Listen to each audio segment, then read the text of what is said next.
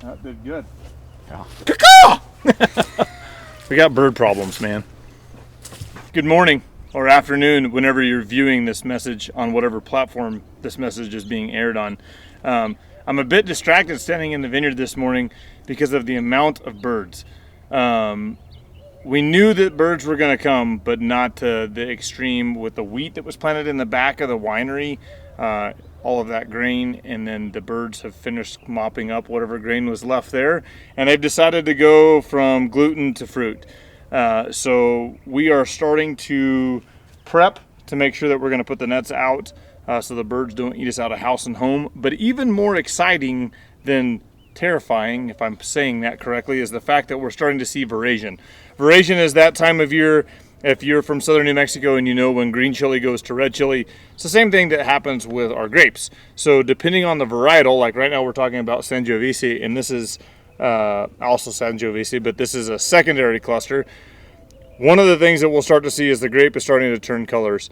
And so as this veraison process happens, the sugars are starting to change inside the berry, which are called bricks. So when you talk to somebody in the wine industry and they're asking, well, how many bricks was it harvested at? That's a measurement of sugar that's inside the fruit. And we start to see that real solidification or the spike in bricks after we complete the veraison. So right now, we are going through what you normally would see as this, but we're starting to see a little bit of the veraison, which is that. Chris, you got that? Picking that up? Oh yeah, Chris got it.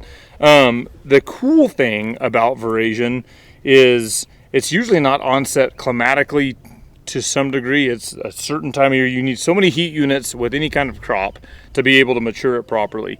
Well, if you've been around southern New Mexico, you know that they've left the oven door open and this thing is roasting right now. So I think it was 107 yesterday.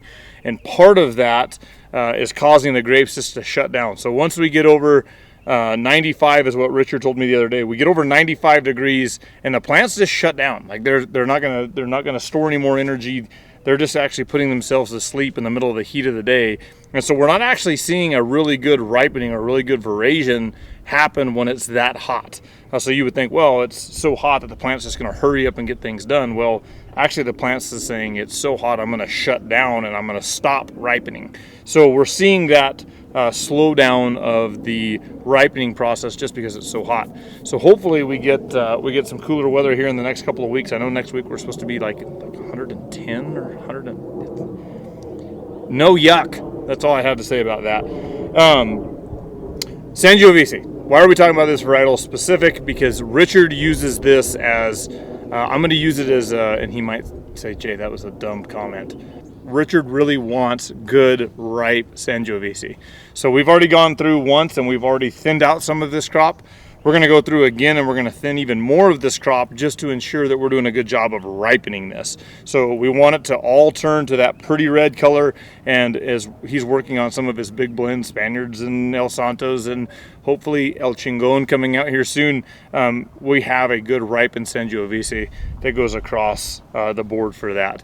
So one thing that we want to watch is the veraison in the heat, and then two, what our crop load looks like. As far as insects and disease, nothing to be really alarmed at in the vineyard. I think it's too hot for the bugs, or at least for me.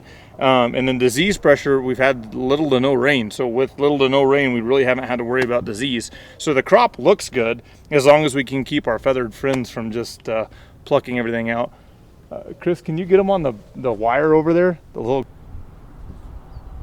Yeah, that's where we're going to be the next couple of weeks, is just trying to fight off the birds. And the only way we can do that right now is netting and air cannons.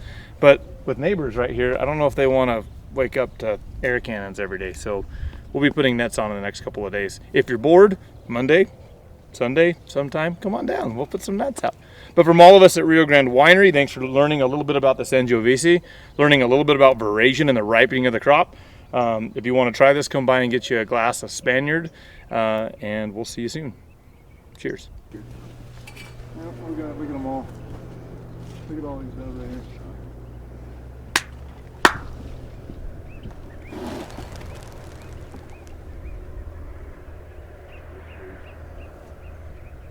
We gotta get the bird nets. Yeah. Get to the chopper! Everybody get down!